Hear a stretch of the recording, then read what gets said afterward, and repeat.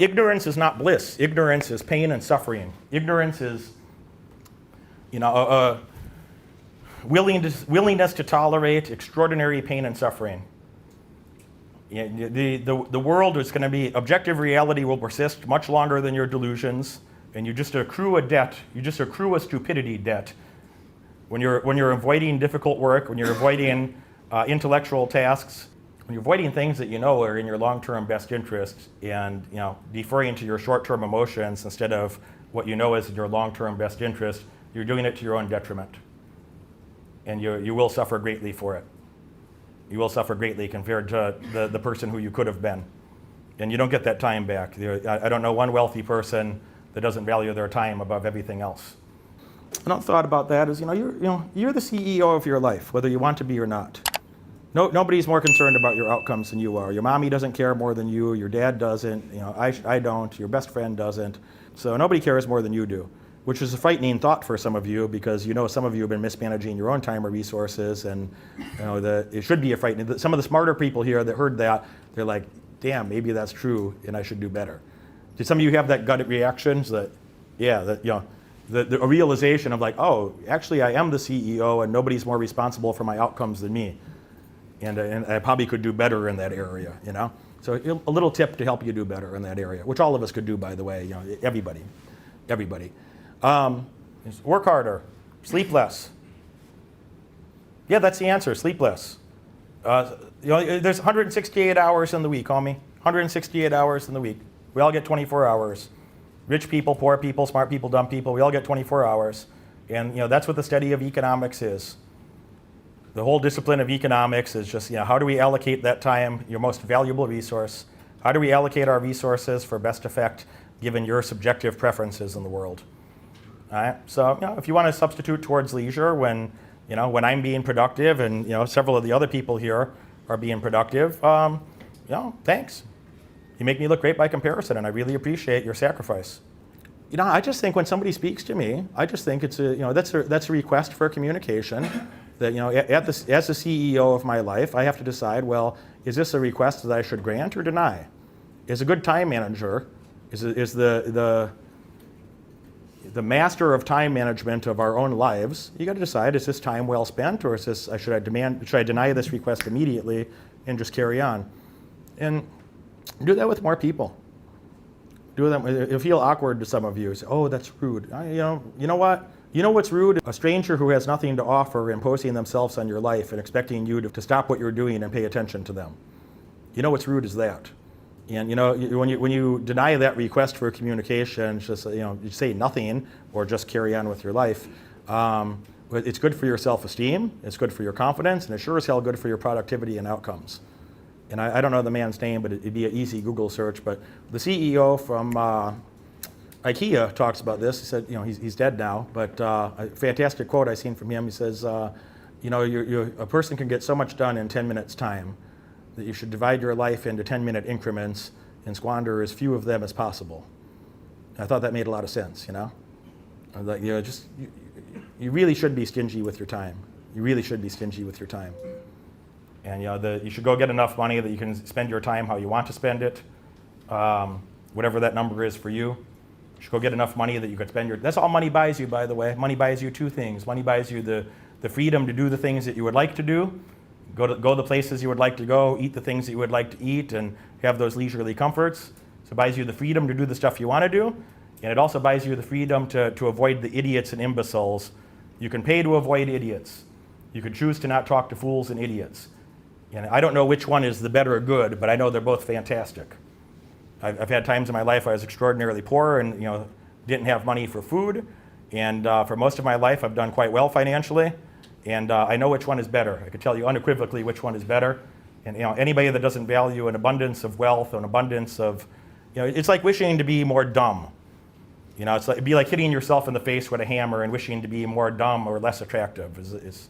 It's unimaginable. It's unimaginable. These people should be avoided. The price you pay for that is, it just ruins your whole life. You'd rather do it by yourself. You're a human, okay? And the more holistic and integrated those thoughts are, the better outcomes you're going to have. Then this, I don't want any competence. I'd like none. if you don't have those sort of mechanisms in your head, if you don't know who your target market is, if you don't know who the people that you want to spend time with, then you're just so deluded. You're such an incompetent. Nothing's going to happen. You have to be willing to go do it by yourself. I don't need a crutch to lean on. I don't need anything.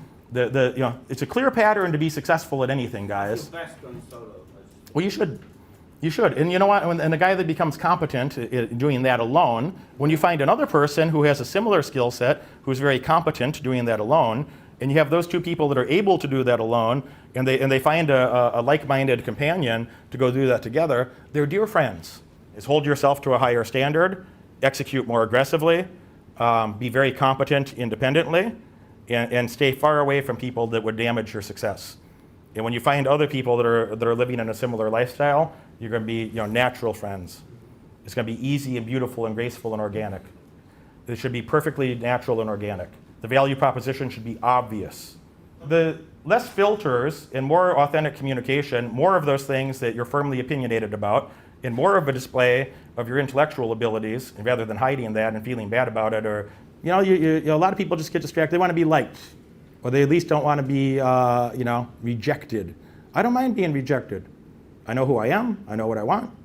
I'm going to go get shit. I'm going to gather the resources. I'm going to be smarter tomorrow than I was today. I'm going to be better tomorrow than I was today. Areas of my life are going to decline. So you're not going to be as physically strong in your 70s as you are right now, sir. Neither am I. So some areas of your life are going to decline. When I look at a guy like Charlie Munger, he's 95 right now, is Warren Buffett's business partner, for those who have been living in Plymouth.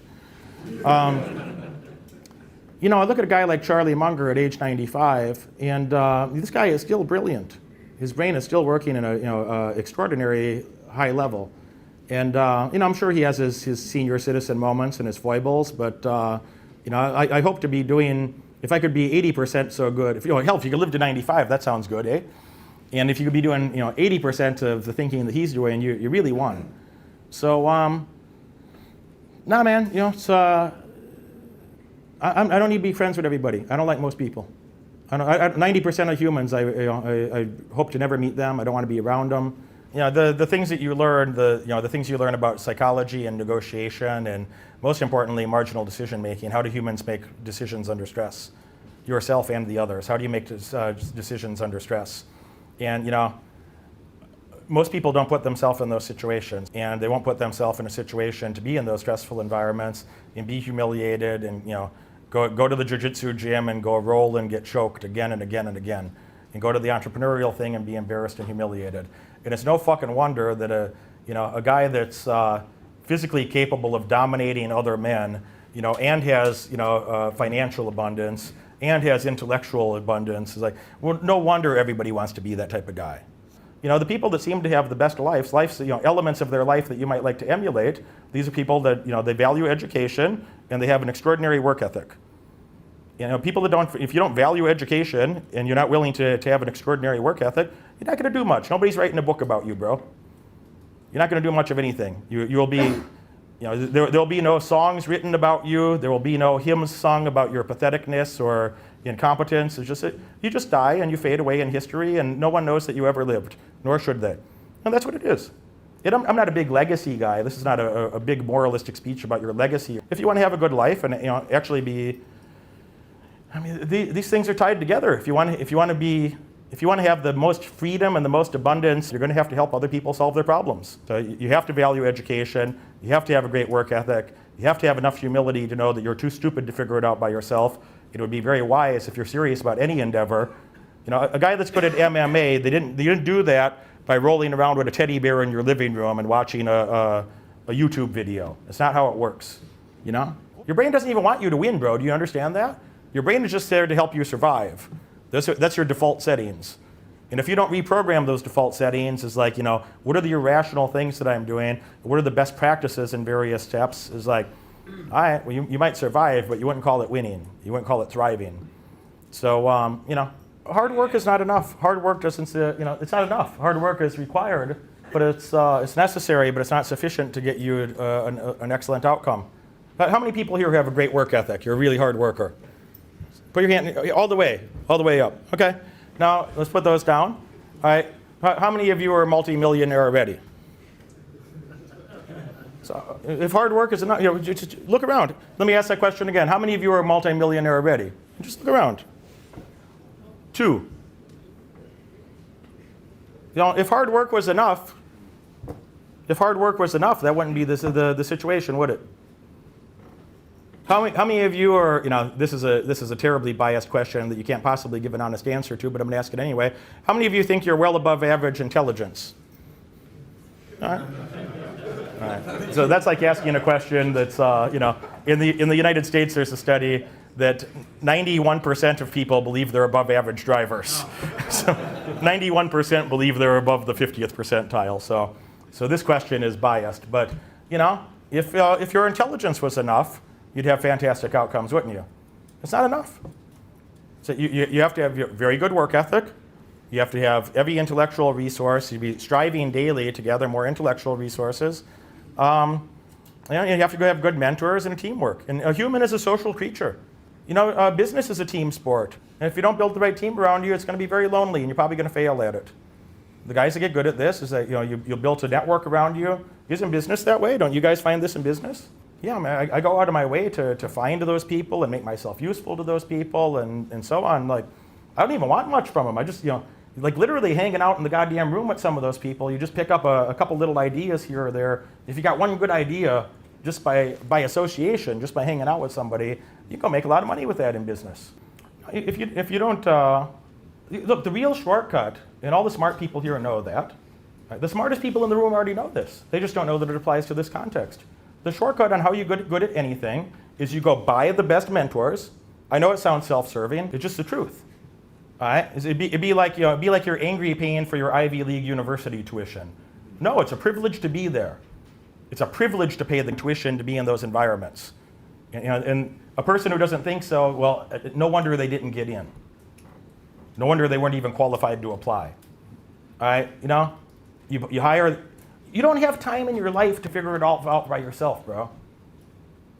Somebody else, it's called research. They call, the topic research, it's called research because somebody else already did the work for you. You just have to rediscover the work that's already been done to understand the things that happened before you. When people don't, young people or old, when people go through life and you don't understand history a bit, you're really a victim. When you don't understand what happened before you and you're just reacting to the nonsense memes of the day, you're an extraordinary fool, and you're going to be greatly victimized whether you know it or not. And this person's too stupid to know what their potential could have been. They're not studying economics in any real way. All right, so the way you do things is you find out who are the people that already figured this out. How can I pay for their focused time and attention so I don't have to waste my life doing it? If you were smart enough to do it by yourself, you would have already done it. That's the first path to success. When you want to start something new, I don't have any delusions about anything new that I would want to start that I don't have significant experiences. I just want to go hire that person. I spent about last year I spent $39,800 on various entrepreneurial type groups and whatnot. And when I seen the number, I was appalled that it wasn't high enough. And I've spent about $70,000 so far this year, and I'm looking at a few other things. It's my goal to go give away $100,000 a year to just for access to these things. Because it just gets you around I'm not even going to say their names. It gets you around people that are some of the best thinking, the most productive, successful, and best thinking people in the world on certain topics. And you learn things from them directly or indirectly. Sometimes just hanging out with them, you learn little details and nuances. You were never going to figure it out yourself. If you lived 10,000 years, you weren't going to figure it out by yourself. It's not going to happen. I had a very good IQ. I was a very industrious person. I've spent a lot of time focused on productivity. So if I was smart enough to do it myself, I would have done it already. That epiphany. And also just the understanding, nothing gets done without, considerable effort. And, if you're not willing to work, if you're not willing to suffer for a bit, you're not going to get good at anything. Nothing. There are no successful entrepreneurs that were not humiliated, countless times. There are no successful entrepreneurs that did not have countless humiliation before they got good at that thing. Zero. Narcissism and arrogance won't help in the long term. And it's actually, it'd be very much to your detriment on a long time horizon. Now, I am rather cocky, but I would say if your skill set is here, it's great to be cocky at about this level, okay? And if your skill set is here and you're cocky over here, that's called arrogance. And you're going to be very humiliated by that quite soon. And a person who's like a true narcissist is they're incapable of building lasting relationships. So the more you could understand objective reality,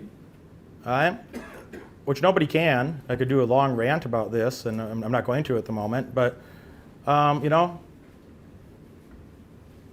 if you could engage in less delusions and understand, how the world, scientifically and pragmatically works, you're going to be well rewarded for that. And I'd say a lot of my personality, I don't have to like the truth. There's probably plenty of things about human psychology that any wise person in the room wishes it was otherwise. But it doesn't matter it doesn't matter whatever fantasy world that I want to engage in. It's just like you look around the world and you try to understand how things are. How does the world seem to be set up? How are people making decisions? What this 21-year-old girl understands this from earlier. Her eyes are bright and engaged, and she understands this. Is like, if you could be a better pragmatic economist and a better pragmatic psychologist, and if you had good communication skills, you're going to have a lot of advantages that other people just simply don't. They just simply don't, and never will. It's whatever else you're thinking about. It doesn't matter. Everybody has their own little innate taste and preferences, but none of them should. You should never try to impose those or make them dominant over what seems to be the truth of a matter, what seems to be the scientific or empirical facts. So it doesn't matter. My personality is not some crazed fictitious that I just made that up. Like even a Disney character doesn't have that. Even a Disney character has to be within the realm of certain objective realities, or it would be unrelatable and you wouldn't even watch the show, man. So no, it's like, well, what are the things that I have in mind? What do I want? As you have a better understanding of how certain things work and cause and effect relationships, the objectivity of the world is going to impose itself on you much more than your personality is going to impose itself on the objective world. So there's a lot of things that's just coming to terms of accepting certain realities and then working within those confines to make the best of things. And the person who doesn't want to do that, that's called neuroticism. So if you can mitigate your neurotic behaviors and you can mitigate much of the stupidity that most of us humans are prone to, the more you could get rid of that and put something useful in there, which you're not going to do without a good work ethic, without some structure, and without some good mentorship. You're just not going to do that. And it's universally, it's like that's the difference of people that are going to be successful at something or they're going to fail badly. And most people don't care enough about their own outcomes. Most people don't care enough about their own future to invest in a better future for themselves. And that's a real sad part. So the answer is raise your value, also become a better communicator, define a target market, screen out the muck that's not that, ignore the primordial or evolutionary heuristics in your head that are allowing you to survive, but frankly allowed your ancestors to survive in a different environment, but are getting in your way in the modern environment. So ignoring those things, find somebody to show you the difference and separate those thoughts, because you're not smart enough to figure it out by yourself. No one is. No one is. And the people that do that, you're going to have a good outcome. And the people that don't do that are going to have a very suboptimal outcome compared to what they could have had.